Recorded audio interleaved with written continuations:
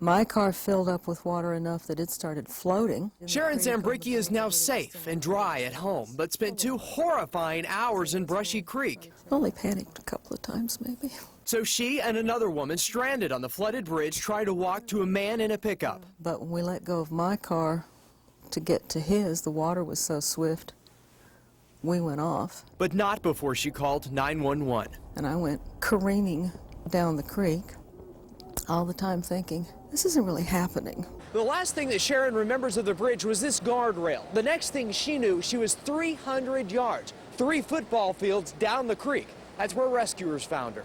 In the middle of the creek was a tree that was kind of leaning, and I managed to get on it and get a good hold. A firefighter threw her a life jacket and rope. The water kept rising. She lost her grip and caught another tree. Soon Starflight arrived. Then the next thing I knew, there was a man in a yellow helmet with his arm around me saying, here, put your arm through this. You can see that cable right there that carried Sharon to safety. The darkness hides her.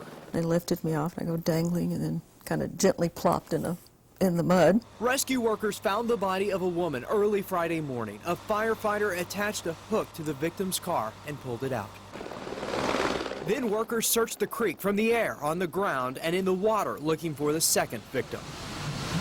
Nung Do stood by the creek looking, holding a picture of his son. And I hope they will find my son. Rescue workers found his body 6.5 miles downstream. I lost my son, the eldest son, 27 years old, and I love him very much. And I'm just so sorry about those other 2 people. Now Sharon tries to understand why she survived and 2 died. Her daughter sends these flowers with a note attached. Thanks for hanging on.